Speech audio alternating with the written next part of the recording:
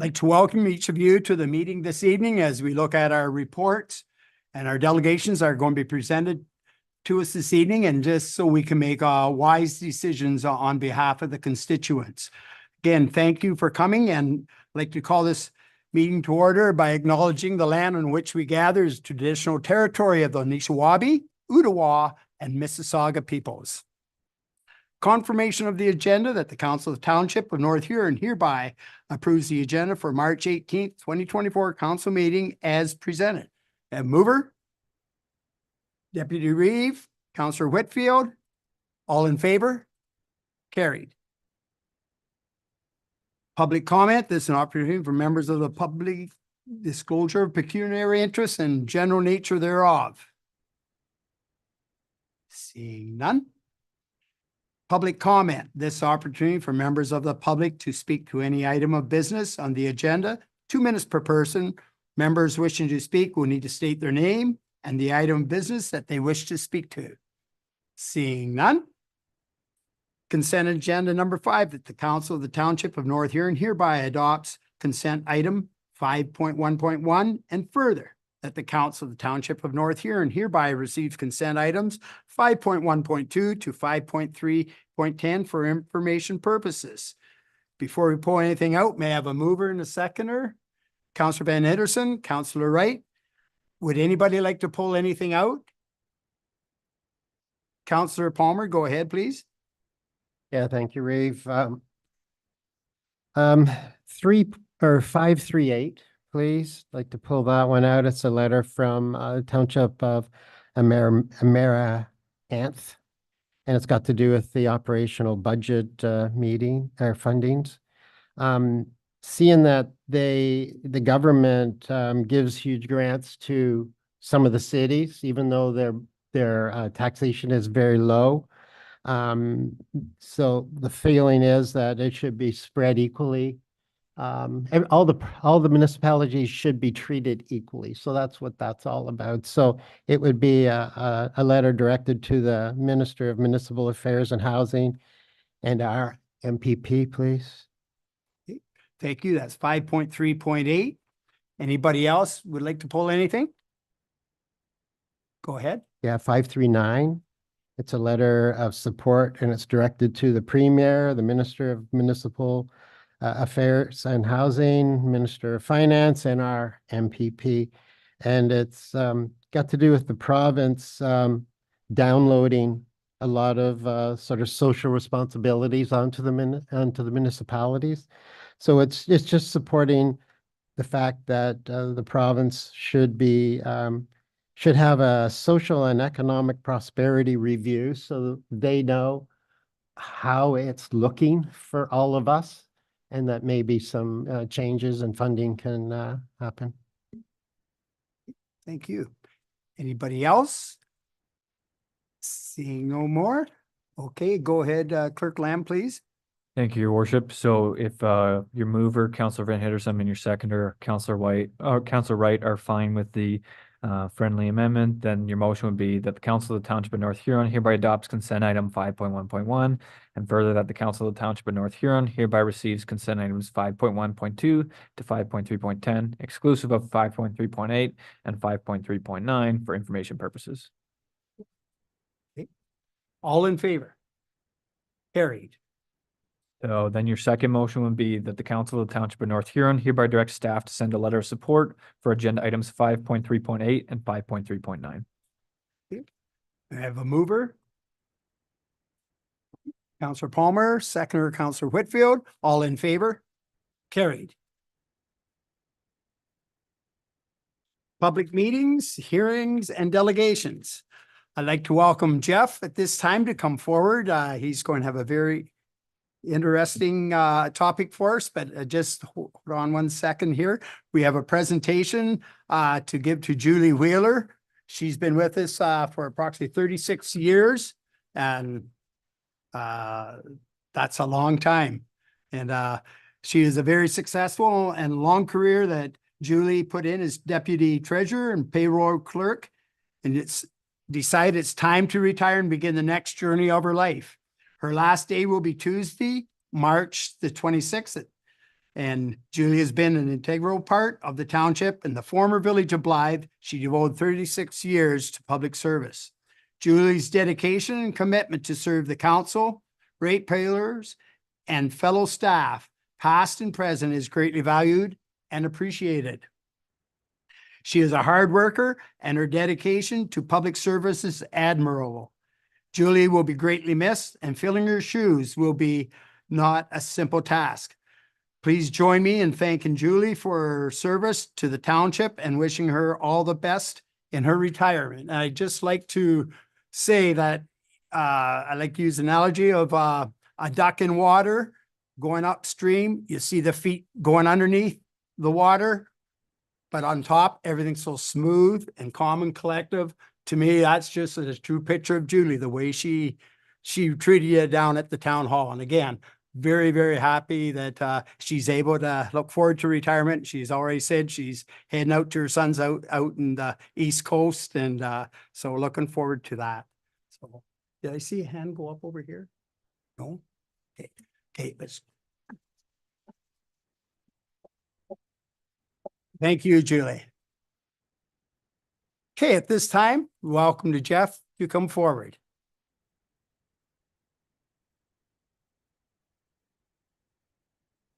Good evening, Your Worship, councilors, and township staff.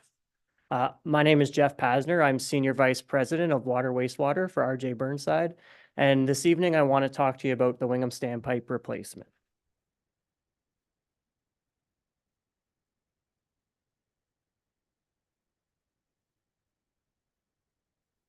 Go ahead, Olivia. Yeah, clicker. There we go. So just some background on how the Wingham water supply and storage system works. So Wingham has two groundwater wells. They're named well 3 and well 4.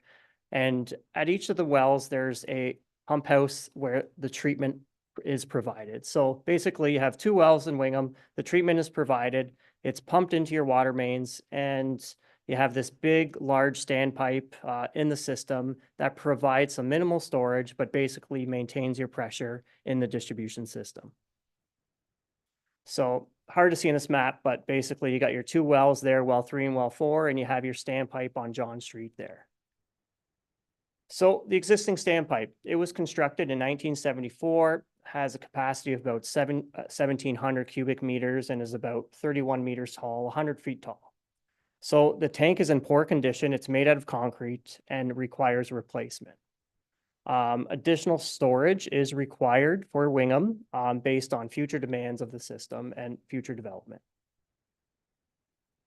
So kind of some background on how we got here. So in 2020, a master plan for the water supply and storage system was completed by BM Ross. Council had received the master plan with a staff report. And basically the master plan had recommended a preferred solution of replacing the existing standpipe at the existing location and constructing with it a booster pumping station. Burnside in 2021 was retained to design the standpipe. I'm here today just to inform the township, one, of some operational and some risk with the preferred solution of a standpipe and booster station, as well as some recently announced provincial funding program that I believe the township, there's a great opportunity here to get some funding for this project. So the water and wastewater master plan. So in 2020, like I said, the preferred solution was tear down that standpipe, put a standpipe right where the existing one is. And in order to utilize the additional volume in the standpipe, a booster pumping station would be required. Burnside, and my understanding is the master plan did not evaluate any other storage options, like a water tower, like an in-ground reservoir, and any other alternative due to limited funding. So a water tower was not looked at as part of the original master plan. In 2020, the township had directed the standpipe to be replaced, and the direction was provided based on cost estimates and available funding at that time. So one of the main reasons why I'm here is this great opportunity. So the provincial government has created this Housing Enabling Water System Fund. And basically any water project that basically allows development to happen, you're able to apply and submit an application to receive some funding. The total amount of funding given out by the province is $200 million, and there's a cost sharing of 73% maximum from the province and the municipality to carry the 27% remaining cost. It's a competitive process. You must submit an application, and projects must start for September 30th, and there's a deadline, March 31st, 2027, for the construction to be completed on the project. The deadline for the applications are a month tomorrow, so April 19th. So the standpipe. So I'm going to kind of use this as a little bit of a prop. So basically how a standpipe works and the existing standpipe works in Wingham is basically you see that 100-foot tall cylinder, and it's basically full of water all the time. It's supposed to provide storage for the community to handle peak demands and fire. And but the one thing about a standpipe is it has minimal storage volume. So basically how this existing standpipe works is it's always full, but only the top 4 meters are used for storage. So the standpipe never goes below the top 4 meters. And that's because it has to have that minimum level in the standpipe in order to maintain pressure. So when you turn on your tap, you have good pressure. When you turn on your shower, it's good pressure. So if the water ever decreased from that level, you're not going to have good enough pressure. So there's always this minimum level that a standpipe has to have. So basically the kind of negative, the con of a standpipe is you only have this little bit of storage. And when there is a well that goes down or a generator doesn't start up or an emergency event, basically the only storage the operators have, Veolia has, is that top 4 meters. So that's basically how a standpipe works.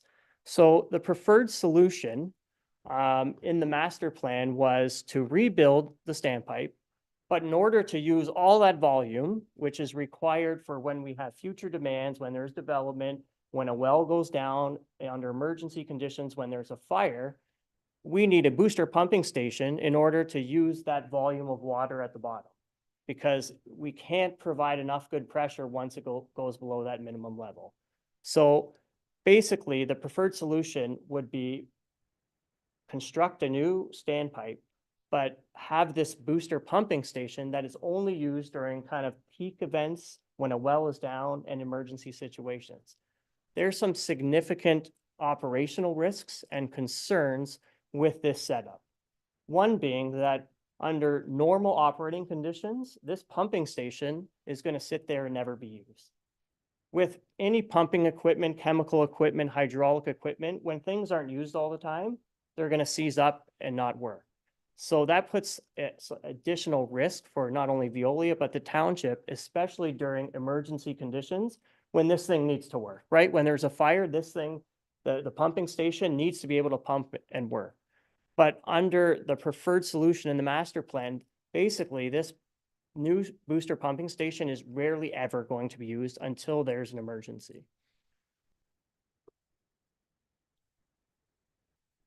A water tower.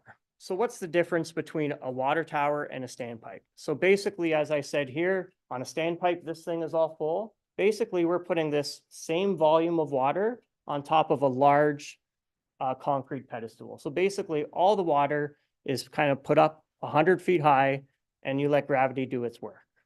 You have the whole volume of water at your disposal when there's a fire, when there's a power outage. A lot of other municipalities, as you drive by, have been constructing these water towers. There's a lot less operational cost with a water tower. When you have a booster pumping station, as everyone knows, you need to pump. So now we're double pumping. The wells are pumping up to the standpipe. Now the booster station has to pump when there's emergency, when there's a fire, when there's a peak event. With a water tower, you pump it up there once, and that is it. So with the water tower, you won't need any booster pumping station. You don't need another building. And Burnside and myself believe that this is the best solution for the township moving forward for the water supply and storage system. I know you're going to hear from Scott Gowan from Veolia behind me, and Veolia stands by our recommendation, especially with Veolia, the operating authority, being able to operate the system in the future. A water tower just provides much less risk for the township, and it's cheaper to maintain, and especially during emergency events. So it creates more risk if we have that booster pumping station. So the one thing, if the township were to go with the water tower, is additional site would be required. A water tower will not fit on the existing site of where the existing standpipe is located on John Street. So additional investigation will have to be required to find an alternative site to construct this water tower. Another task that may have to happen, and I'll get to it later slides, is an environmental assessment may be required. So this is just a visual of the difference of how I explained what a standpipe is in a water tower. Basically, like I said, a water tower, you have the entire volume of water up at a higher height, and it's available to the system. Tank markings. So due to the height of these tanks and the proximity to the tank to the Wingham Airport, Burnside, on behalf of the township, has applied for an exemption to Transport Nav Canada. So for tank markings. So basically, because of the height and proximity of both of the tanks, either standpipe or water tower, the guidelines and requirements for Transport Nav Canada require markings, like you see on the screen here, of orange and white kind of markings and checkerboard. I don't know if you're aware, but where the existing standpipe is now, there's some radio towers right across the street on John Street. They have those markings on them now. So a big thing that Burnside wants, especially for the township, these markings aren't aesthetically pleasing. So we have asked and applied for an exemption to Transport and Nav Canada to remove the requirement of those markings and just to have a flashing light on the top of the tanks. So we are waiting for that exemption. I wish I could tell you if I think the township's going to be able to get that exemption. I don't know. It's a case-by-case basis, and we are still awaiting confirmation on if these markings are required or the township is able to get that exemption to have flashing lights. So I talked about the need of an environmental assessment. So if the township were to investigate the water tower option further, as of today, an environmental assessment of Schedule B would have to be completed. But some more good news for the township. Last month, the Ministry of Environment has significantly proposed to change the EA process. Many projects would no longer need EAs, including water storage projects. So I don't know when these are going to come into effect. The ministry has said very soon.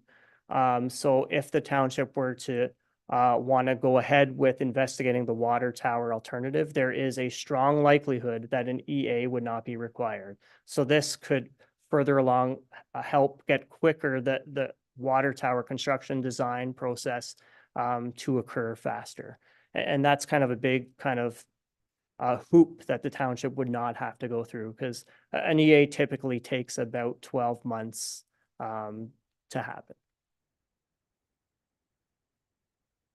So what are the next steps here? So council would need to decide whether to continue with the standpipe and booster pumping station option, knowing what I've told you today about some significant risk and significant higher O&M costs with going the standpipe option and the booster pumping option, or investigate the water tower alternative.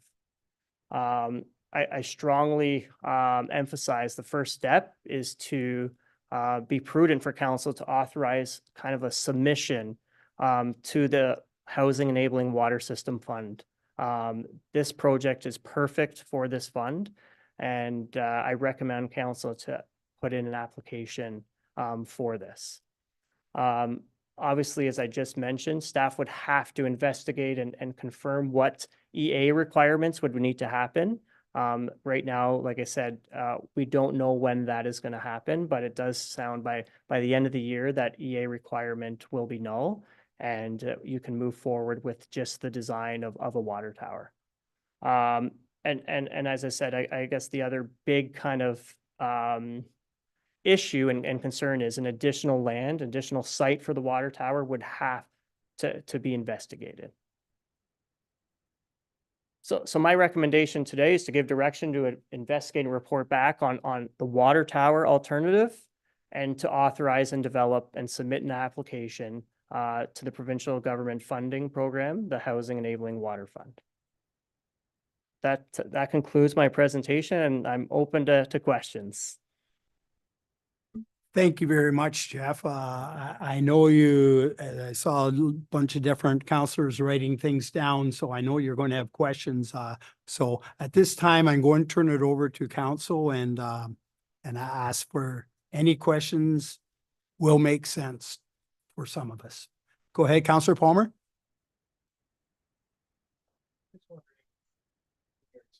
How much land would be have probably an idea of the size of tower that we would Yep.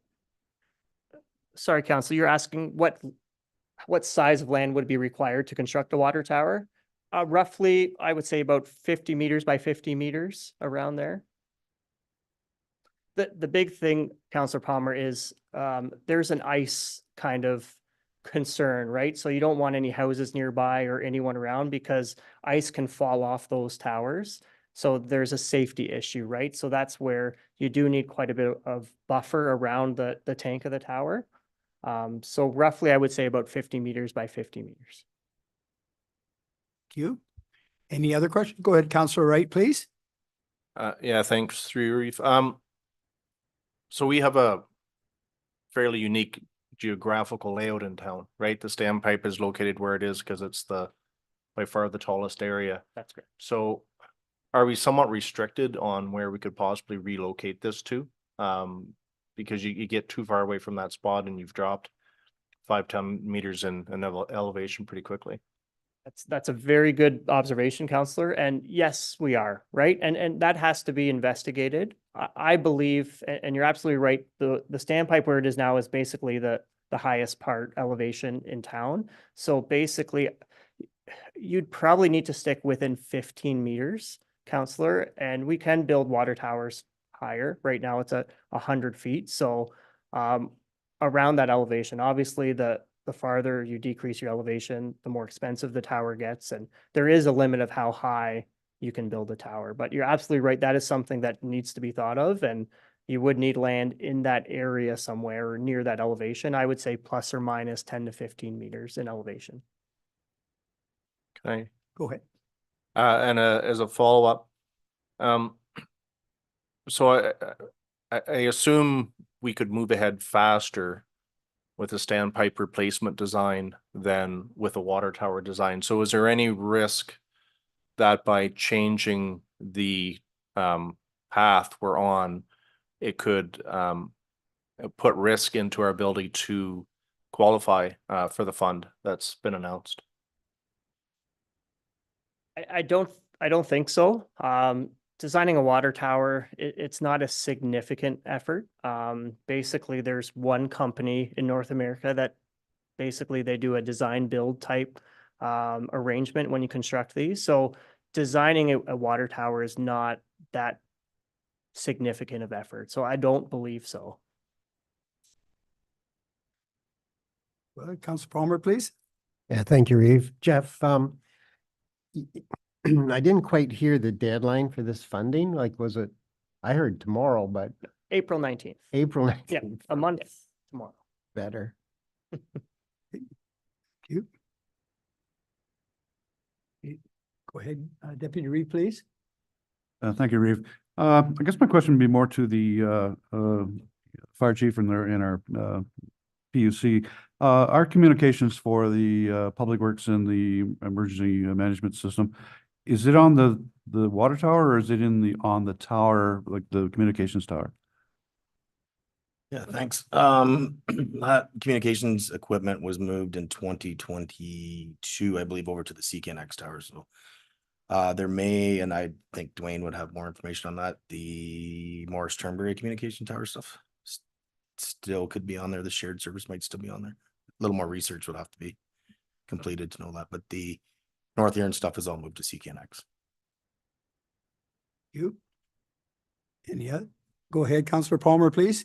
Yeah, thank you, Reeve. Jeff, is it prudent for a town to have a certain buffer, like a certain amount of water up there in case there's a major mechanical failure? Like how many days should one plan for? It's a good question. So there are Ministry of Environment guidelines talking about your storage requirements. And obviously right now with the unique thing about Wingham is your two wells can supply a lot of water, like significantly a lot more than typical wells in Ontario. So there is guidelines of what that looks like. But with your unique situation here is because your wells can do so much water. That's why right now you only have that basically 200 cubic meters, that 4 meters in your standpipe. That's why that's all you have, is because your wells have such good quality. But when you look at kind of a best practice thing, and we're talking about fire protection, that's why most places you don't see these standpipes going up anymore, right? The industry kind of best practice is a water tower. So then you have all that volume of water available when there is an emergency, right? So if a well goes down for some reason, or the generator doesn't start up, you basically have that entire volume of water available to the community.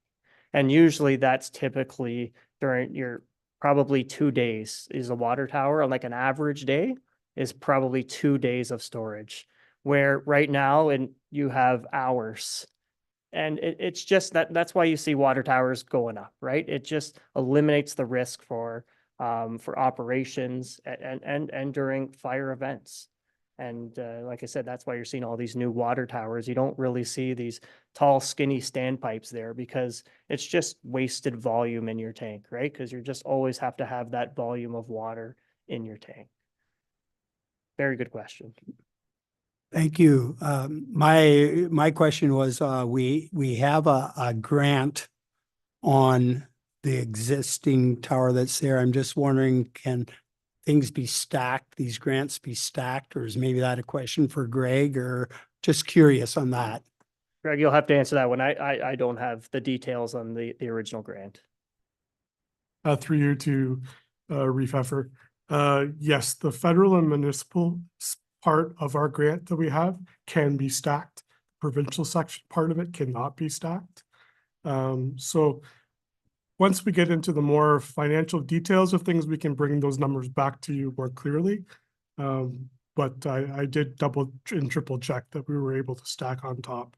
So the majority of the funding that we have is stackable. Okay, thank you very much. Appreciate that. Okay, were there any other questions for Jeff at this time from council?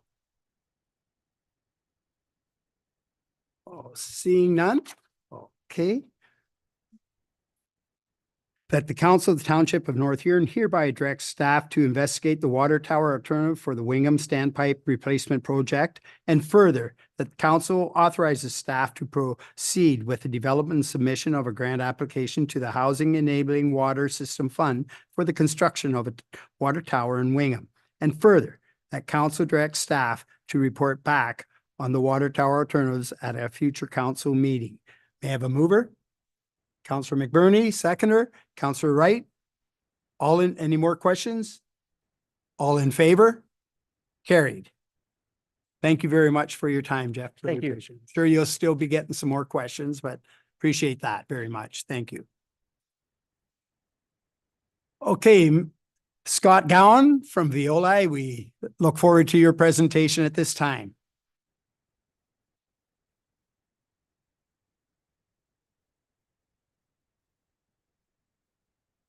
Great, thank you very much. I'm Scott Gowan, the project manager with Veolia Water Canada, and tonight I'm here to present on the operations and maintenance activities for the North Huron water and wastewater systems for 2023. So I'm going to start by going over the water systems first. So this first slide is regarding to the maintenance projects completed. So we did all of our regular scheduled preventative maintenance as per our computerized maintenance software. In addition to that maintenance, we did some chemical containment tank upgrades in both Wingham and Blythe. We put in smaller tanks to make it easier for the operators to refill those. We did some heating heating air conditioner unit replacing in Wingham Well 4. We had a high lift pump soft start fail that we replaced for Wingham Well 4, and some Singer valve replacements and repairs, as well as a high lift pump. We had to rebuild a motor for one of those. And in Blythe, we did a lot of similar activities with the chemical containments and whatnot. And we also did some security improvements for door locks and lighting for some of the facilities there. Next up is our MOE inspections. So we got 100% compliance ratings for both Wingham and Blythe in 2023. And next, we're going to look at the water taking limits and how they compared with our flow rates in 2023. So for Wingham, well 3, we averaged about 26% of the capacity. So that was kind of our average flow for that well. Well 4 was about 25% of the capacity. And then the max daily flow, which is the combined, both the combined flow and the combined limits, we were at about 17% of that overall capacity. On average, combined flow, we're about 8% of capacity. Next up is Blythe. So for well 1 in Blythe, we were about 48% capacity. Well 2, 32%. Well 5, 38.6%. And then the max daily combined for those wells was 38%. And our average flow when compared to our limits was 13.4% when combining all 3 wells. The water quality summary, we took 471 distribution residuals in Wingham with an average residual of 1.22 milligrams per liter of free chlorine. We did essentially daily treated water chlorine residuals for both well 3 and 4. And similarly in Blythe, we had 470 distribution residuals with an average chlorine residual of 1.28 milligrams per liter. And again, 365 residuals from both well 1, 2, and 5. Next up is our adverse sample results. In Wingham, we had no adverse samples in 2023. For Blythe, we did have a few instances. The first one was a total coliform hit of 1 CFU per 100 milliliter. The maximum allowable is 0 in that category. These samples do tend to come up once in a while where you get some level of contamination when sampled. And all you have to do is basically resample, and we collect samples upstream and downstream of the test site. And gratefully, all of those came back 0, and we were able to close out that adverse. The other 2 items are sodium related and fluoride. So in Blythe, there is both naturally occurring sodium in the water as well as fluoride. So in both of those cases, these are kind of known quantities in Blythe's water. So every 5 years, we have to report them as adverse, and we notify the users, or the township notifies the users of these exceedances. All right, so next I'll move on to the wastewater system. The maintenance for the wastewater, similarly, we followed our maintenance program and completed all routine maintenance. We also had some security improvements with locks and lighting at the facilities. For Wingham wastewater, we replaced a couple of couplers on our return pump motors. We purchased a new wet well level sensor for the Wingham sewage pumping station. We also repaired a shaft on our aeration mixer and replaced 3 slide gates out at the Wingham wastewater treatment plant. For Blythe, similar type of maintenance. We repaired a broken breaker for the clarifier arm, replaced a pH sensor, replaced some belts and gauges on the standby diesel generator. We ordered and replaced some filter media for the sand filters in Blythe, installed new knife gate valve, and cleaned out the grit channel. Looking at capacity now for the wastewater systems. For Blythe, our daily annual average was, Wingham first, our daily annual average was 1,975 cubic meters versus our peak limit of 3,400. On the maximum day flow, we were 7,712 cubic meters versus the peak of 3,400 in our permit. Now, even though we exceeded the peak in that front, the Wingham plant is unique that it has 2 large lagoon cells. So that lets us smooth out the flow, essentially allowing for those peaks not to have significant impacts on the overall plant operations. So for Blythe, our annual average was 443 cubic meters a day versus the recommended level of 730 cubic meters per day. And our max flow was 1,634 cubic meters a day versus the max flow capacity of 2,730. When it comes to quality for Wingham, we had removal of 96.9% of BOD, or biological oxygen demand. And what that means is that's sort of a measure of the overall strength of the wastewater. So we were able to reduce the strength of the wastewater coming in by about 97% compared to what was going out of the facility. For total suspended solids, we had about 94% removal, phosphorus 87%, and total ketone nitrogen removal of 92%.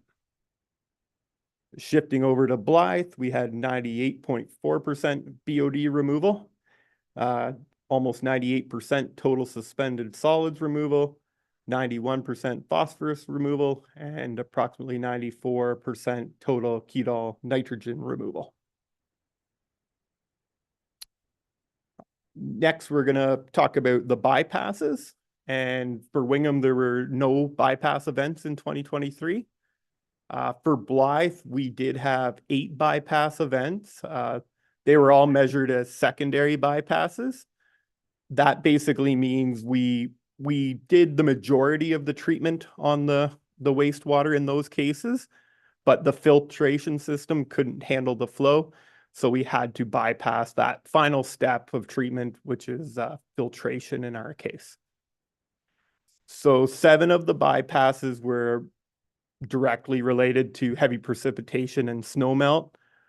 We did have 1 bypass that was related to mechanical type issues.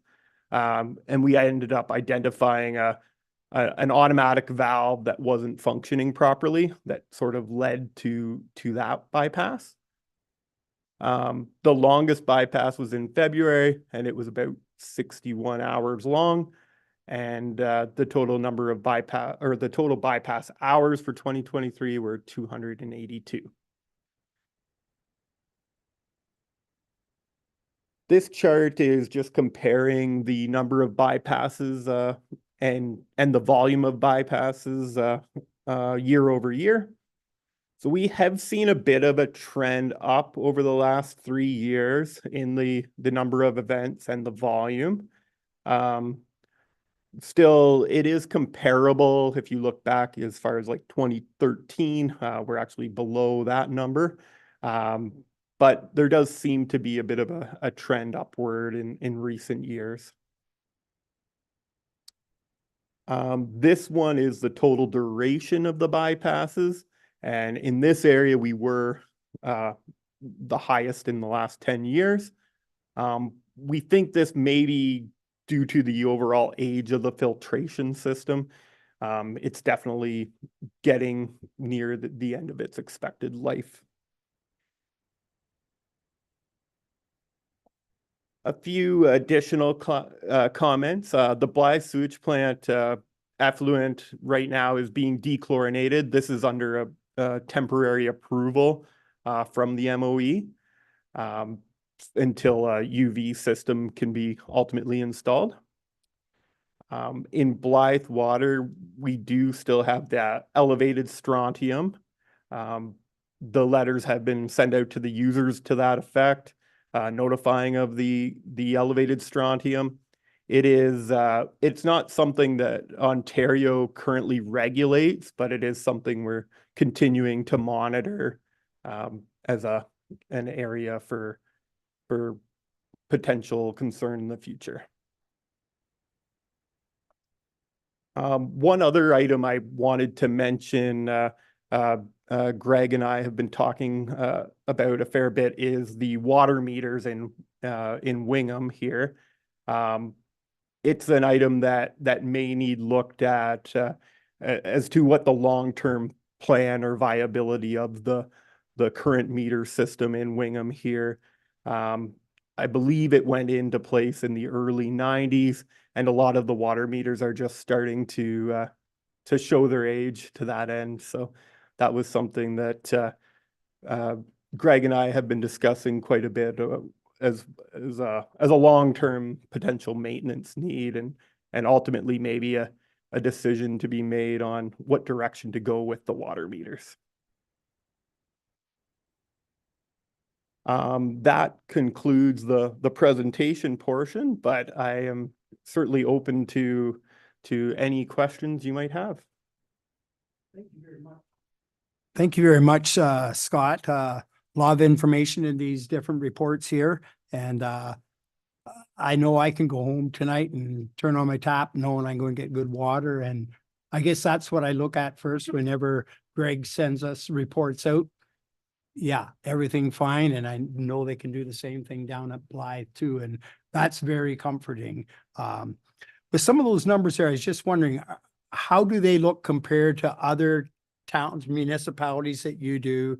Are they pretty consistent? Yeah, I would say they're fairly consistent. There is definitely more emphasis these days on capacities than there was even 5-10 years ago, just with the amount of growth we're seeing. So we see it or I certainly see it at all the 4 municipalities that I'm involved with. They're all looking at capacities a lot closer than they maybe had to previously. But yeah, I think we're in a relatively good place where it comes to North Huron there. Certainly the water tower issue is one that could kind of could further improve capacity. Like Jeff was saying, it's a little more comforting if you have a day's worth of storage, even, as opposed to just a few hours worth of storage there ready to use. So Thank you. And just one more question before I turn it over to council. Your page 5 there, I see the maximum daily flow is 1978 for 16%, but our average daily flow was 974 is 8.2%. That'd be just one day because it's the maximum, like in a year, I take it. Like, would it be a barn fire or what would have caused that? yeah, certainly. I'd have to look at that particular date to see what would have caused that specific peak, but oftentimes, yeah, it's we see these high peaks. They're often related to either a fire or possibly a water main break. Now I can say touch wood, we haven't had a water main break in Wingham recently, so it certainly wouldn't have been that. That's asking for trouble saying stuff like that up here. But yeah, so it was most likely a fire flow event in this case. So Thank you. Open up to council now. Do you have any questions? Councillor McBurney, then Deputy Reeve, please. Yes, through you, Reeve. Scott, in regards to the strontium levels in Blythe, it being natural occurring, is there any ways to control that or lessen that in any way? Yeah, that's a good question. There are treatment options as I get more and more educated on it. Now, there isn't a lot of treatment options that are economical or fit in a small footprint, so to speak. So the technologies are evolving though in that area. In fact, I recently reached out to a colleague of mine that's more involved in the equipment and that end of things. And he was talking about a pellet type system that would act similar to like a water softener, but on a much larger scale. That could potentially be something that could remove strontium. So he mentioned they're actually looking to do a pilot test at some point on strontium. So I'm gonna keep pressing him and maybe that's something we could even look at doing. So Thank you. Deputy Reeve, go ahead, please. Yeah, thank you, through you, Reeve. You mentioned the filtration system in Blythe coming to its end of life. Do reports like that come from Veolia to staff? So we can prepare for those end of life occurrences, or is that the responsibility of the township? Yeah, we certainly talk quite regularly with the staff, and actually Greg can correct me if I'm wrong on this, but I believe there's an EA study even underway looking at the best options for both UV disinfection and filter replacement. So there definitely has been a good ongoing dialogue, in my opinion, on that, and yeah, it's definitely it's a topic on all of our meetings, I would say, or most of them, if not all. I had a second question on that. The metering system, you say some of the coming to their end of life on the metering, do they normally fail in not reading or overreading? Because I was just curious if there's ever been a coalition made by your flow numbers to the actual billing numbers to see how much we're out by those meters not being replaced. Yeah, that's another good question. We haven't, I don't know if we've recently done a comparison, but from all my knowledge on flow meters, anyone I've ever talked to has told me that you really never end up with overreading. You ultimately end up with underreading. So therefore you're not getting that charge back because the meters tend to count less over time. So it probably is either it's maybe missing out on revenue for the town on that end. And then ultimately, I guess you'd have to decide, is it worth investing in renewing these meters or is it better off to move away from the meters? But that's not a decision for me, but ultimately, for the pros and cons to be weighed on that effort and determine what the best course of action is. You, any other questions? Seeing none, I just want to thank you, Scott, for presenting this to us, and I appreciate the fact that you get together with our Public Works and lots of discussion, and he can keep us up to snuff on what's going on, and we feel very comfortable that way. Thank you for your time. Thank you all very much as well. That the Council of the Township of North Huron hereby receives the presentation from Scott Gowan, Viola Water Canada, regarding the 2023 annual activities review for information, and further that the council receives and approves the 2023 annual and summary reports for the Blythe and Wingham water systems. And further, that the council receives and approves the 2023 annual reports for Blythe and Wingham water wastewater systems. And further, that the 2023 annual and summary reports for the Blythe and Wingham water systems be made available to the public free of charge and posted on the township's website. May I have a mover? Councillor Whitfield, Councillor McBurney. Are there any other questions? All in favor? Carried. Thank you. Staff reports will go down to 7.4.1, Public Works 2024-11, Maintenance and Gravel Tender Results. At the Council of the Township of North Huron hereby receives a report from Director of Public Works and Facilities dated March 18th, 2024, regarding the maintenance gravel tender results for information purposes, and further that the council approves the 2-year tender bid submitted by Joe Kerr in the amount of $3.50 per ton for the crushing of 5/8-inch M gravel from the North Huron aggregate pit, and $3.75 per ton for loading, hauling, and spreading the 5/8 M gravel in 2024. And further, that the council approves the amounts of $3.75 per ton for crushing 5/8-inch M gravel from the North Huron aggregate pit, and $4.65 per ton for loading, hauling, spreading that 5-inch M gravel in 2025. And further, that the council grants pre-budget approval for 5/8-inch M gravel crushing, loading, hauling, and spreading in the 2025 annual operating budget. May I have a mover? Councillor Van Itterson, second. Councillor Whitfield. Are there any questions for Director Fortney? Go ahead, Councillor Van Itterson, please. Thank you very much, Reeve. I was just wondering how much lifespan is there still in the Zwamenos pit, the township's pit? Through you, Reeve Heffer, to Councillor Van Henderson. We have the consultant that we have for helping us with our annual reports there a couple of weeks back. And he was telling them we approximately have 5-ish years left. If we want, there is an option to look at going below the water table, which could increase that number. However, we haven't investigated that yet. Okay, thank you very much.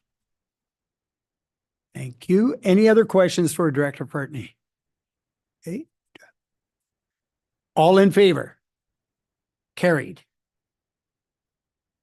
7.4.2, Public Works 2024-12, calcium chloride tenders result. That the Council of the Township of North Huron hereby receives a report from Director of Public Works and Facilities dated March 18th, 2024 regarding the calcium chloride tender results for information purposes. And further, the council accepts the tender bid provided by Daily Dust Control in the amount of 0.314 per liter of liquid calcium chloride, 35% solution equaling $128,441, excluding HST. May I have a mover? Deputy Reeve, Councillor Palmer. Any questions for Director Fortney, please? Okay, your report did very well. All in favor? Carried. 7.5. FR 2024-03 self-contained breathing apparatus SCABA RFP results. That the Council of the Township of North Huron hereby receives a report from Interim Fire Chief dated March 18th, 2024 regarding the self-contained breathing apparatus SCABA RFP results for information purposes. And further, that the council awards the purchase of the NAFA compliant self-contained breathing apparatus equipment to AJ Stone Company Limited in the amount of $376,629.98 plus taxes, And further, that council directs the Director of Finance Treasurer to transfer all unused budget funds into the fire long-term reserve. May I have a mover and a seconder before I go to questions for our interim fire chief? Deputy Reeve, seconder, Councillor Van Hitterson. Okay, are there any questions at this time for our interim fire chief, Chad? Go ahead, please. Thank you very much. I don't know if this is for Chad or for Chris, but 100% of the money is coming from the fire reserves. How are those apparatus being divided between the cost that the municipalities have to pay for fire services? Through you, Reeve Hefford, answered Councillor Van Hitterson's question. This was part of the 2023 budget process, and it's based on the weighted assessments through each municipality. So I believe we're responsible for 56 of it, and the other neighboring ones with 36, and another one for 20 and change. So this is our 56 or 57%? The 450,000 was in last year's budget and was already distributed amongst the other neighboring municipalities. Okay. So there was $450,000, which was approved, and this is coming in at 375. So the request would be to take the remainder of the $450,000 and put that into the long-term reserve. All right, thank you. Thank you. Go ahead, Councillor Palmer.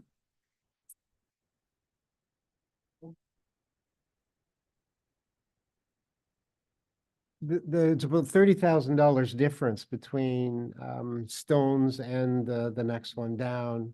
And it had to do with the price of battery charge. Price of the battery, rechargeable batteries.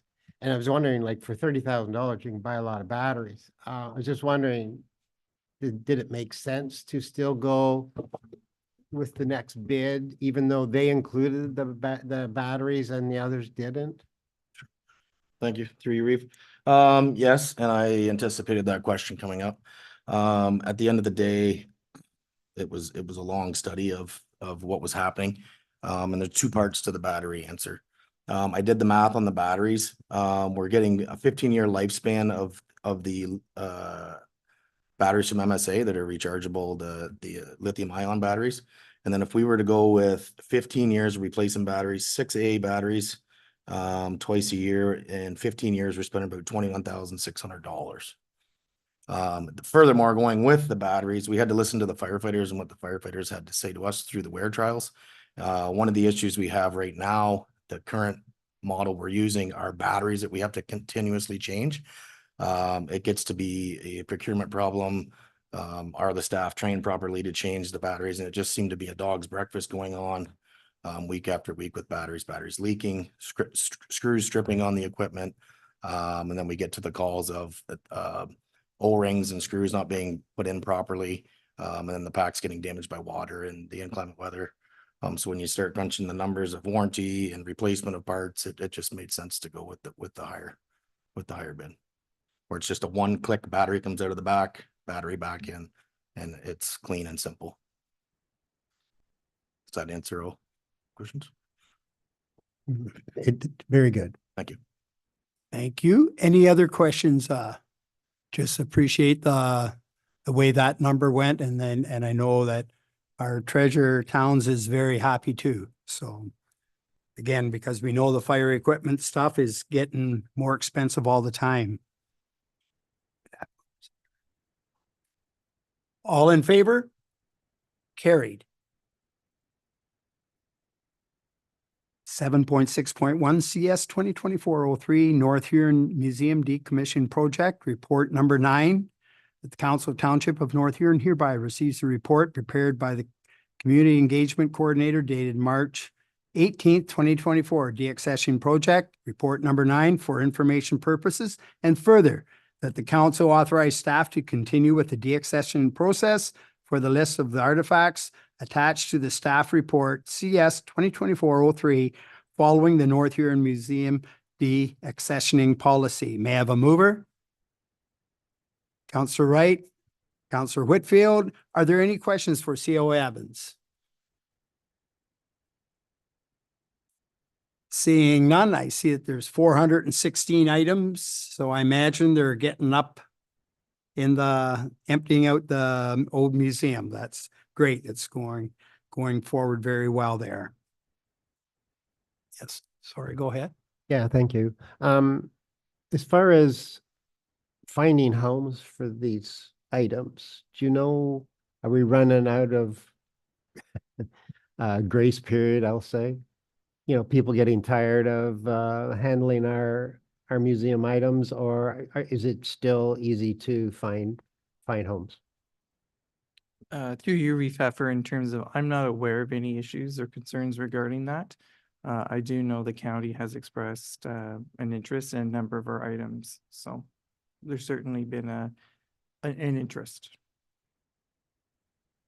Okay. Okay, no more questions for CAO.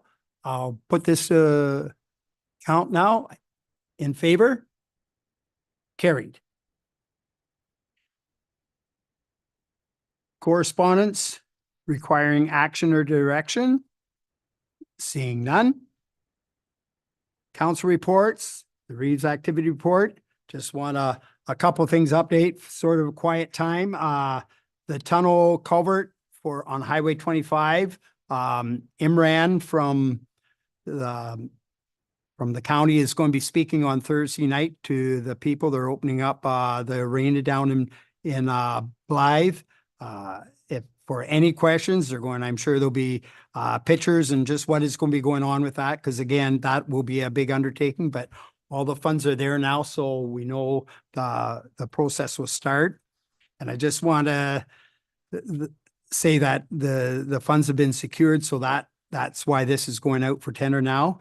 And for our building south of town here, I shouldn't say our building, but it's in East Wallenosh, the county building there. It's Elgin Contracting doing the shed there. They haven't had any work from this company. They're more working north. They're from Ayton area, but they've had very good reports. And we saw in the paper their work ethic, how they're going to be keeping the time frames and when the three different sections are being done on that building. And it's going to be interesting watch and see that they may keep up with what they say they're doing. It's going to be very, very good.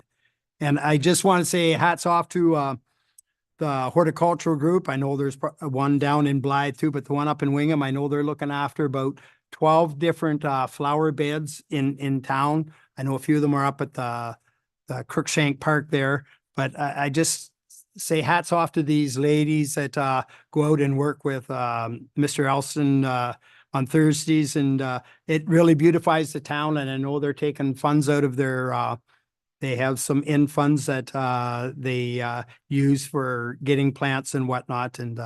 And just, again, kudos to the work that they do to help beautify the town. They say it saves, there's a lot of hours go in on that, and they're very passionate with their work.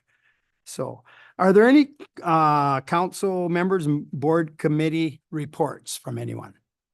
Go ahead, Councillor McBurney. Yes, thank you, Reeve. In regards to community safety and well-being plan for Huron County, we're about to start our second campaign, awareness to domestic and family violence, particularly intimate partner violence. There's a website being created, and through social media, there's means for those in need to get help, and that's the idea of it. And in regards to this, with the numbers, the town of Goderich, along with 90 other municipalities in Ontario, have declared IPV to be an epidemic. So following our next meeting, which is April 2, I'll be putting in a notice of motion in regards to North Huron joining that. Okay, thank you. Are there any comments by members? Oh, okay, go ahead, Councillor Van Henderson. Yes, thank you very much. The Physicians Recruitment Committee met last Monday, and I would like to share some exciting positivity that Jan, our physicians recruiter, is working on. As you know, this is a shared committee with Listowel, and they complement each other. The Teeswater Clinic is open. Dr. Buva moved in January, and the rest of the physicians were in February. So that is up and running, and it's working very well, is what I've heard. The family, there were a couple of programs that the recruiter is working with. One of them is the family medicine residents. They will see 2 new residents coming to our area this year and probably 2 next year. They work in the community as they're learning to become a family physician. And yeah, that's very positive that more people are choosing rural areas now. Practice Ready Ontario is another program that she does. These are doctors that worked at least 3 years outside of Ontario and are recruited and assessed to come working in Ontario. There is a 3-year return of service required, and there's at least 1 doctor that came and visit Wingham and hopefully decides to stay in our beautiful township. Southern Ontario Physicians Recruitment Alliance is another program, and Jen is working with them to find and attract doctors from the UK, the US, Ireland, and Australia. This is from the whole of Southern Ontario, so there are more physicians recruiters included. They are planning on visiting events and conferences in those areas, and it's very promising program as well. The community is also in need of a general surgeon, and a possible doctor will locum soon and get a feeling for the area and the team. So that's all overall very good news that doctors are looking a little bit further than the cities and willing to move to our area. That was it. Thank you. Great. That's real good news, Councillor Van Henderson. Very good news.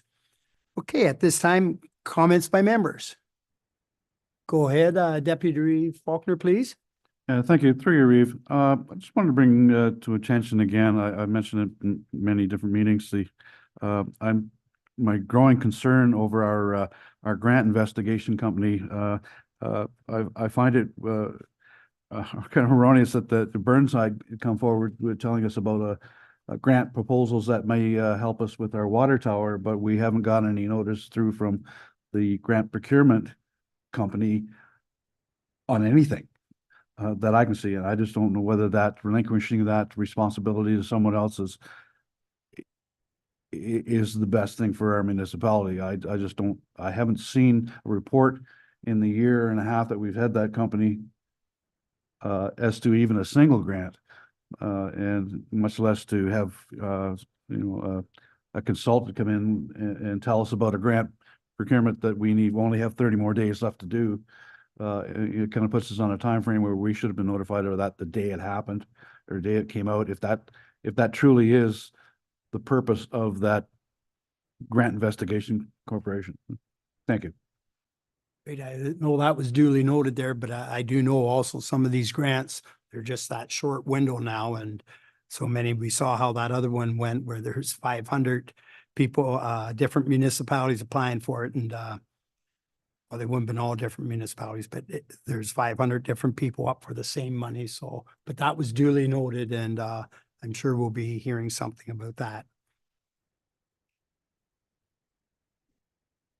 Oh, go ahead, Councillor Wright, sorry. Yeah, I guess just as a follow-up question, do we get any kind of reporting from that organization saying, we applied for these grants and were unsuccessful? Like, is there any activity report that we get from that company at all? Turn that over to clerk or CAO. Oh, Greg, sorry. Through your Reeve effort to Councillor Wright. We do get notice of various grants, and there have been very few of late. We heard about the Housing Enabling Water System Fund through different sources, and we've decided that for this one in particular, if council wanted us to proceed, and you have, that we'll do that internally, so we wouldn't incur the cost of having an outside agency do that for us. So we evaluate them as they come in, and we proceed as we're able. We do have some internal sources that certainly write grants for us.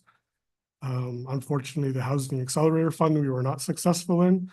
And there was one other, can't recall the name of, the Emergency Management Preparedness Grant for the generator that we weren't successful in. So these things come and go, and we're actively applying to everything and anything that comes across our way, because we feel that we need to support the operating budget in every way we possibly can, but I can certainly bring a report to council on grant applications or add them to my activity reports on a quarterly basis. If that's what council would like me to do, I can do that. I saw a hand here. Go ahead. Yeah, I just, was my train of thought on this one.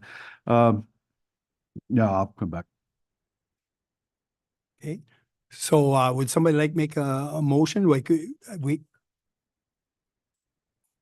Yeah, that's right. We're in comments by members, so we'll finish this off first. May I say something? Yes, go ahead. Sorry. Thanks. I don't think we're looking for how many how many grants our Director of Public Works or anybody else is applying for, but more for the effectiveness of the funding company. That at least that's my understanding of the whole thing. Okay. Okay. Go ahead now. And are there any more comments by members? Oh, go ahead, Deputy Reeve. Yeah, my memory came back to me. I just wondered if in the contract that we have with them, does us going out to look for grants on our own not put us in default of that? Okay, thank you. I'll ask Director Fortney at this time. Through you, Reeve Heffer to Deputy Reeve Faulkner. There's only a cost if we decide to go with them. So there's no direct, we are not in on compliance if we don't proceed with them. Their hope is that we will go with them, but if there's a program that's widely broadcast, like the Housing Enabling Water System Fund or the Housing Accelerator Fund, then we certainly have that obligation or opportunity to do as we see as fit.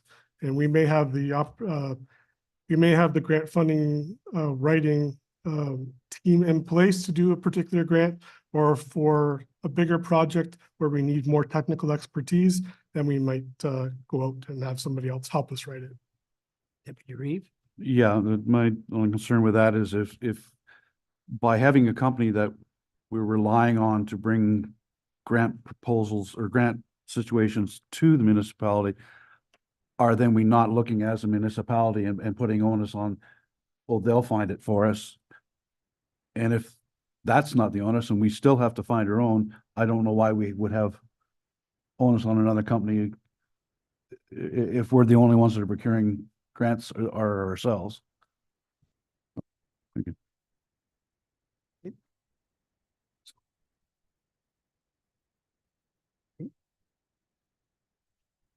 Bylaw 10.1.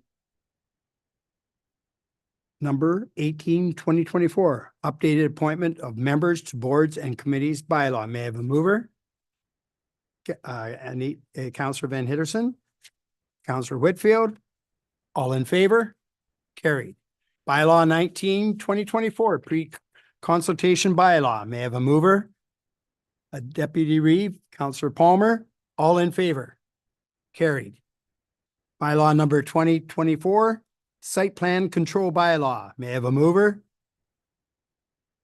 Councillor McBurney, Councillor Wright, all in favor? Carried. Bylaw number 21/2024, document commissioning policy. May I have a mover? Councillor Van Hitterson, Councillor Whitfield, all in favor? Carried. The next regular council meeting will be held on Tuesday, April 2nd, 2024 at 6 p.m. in the North Huron Council Chambers.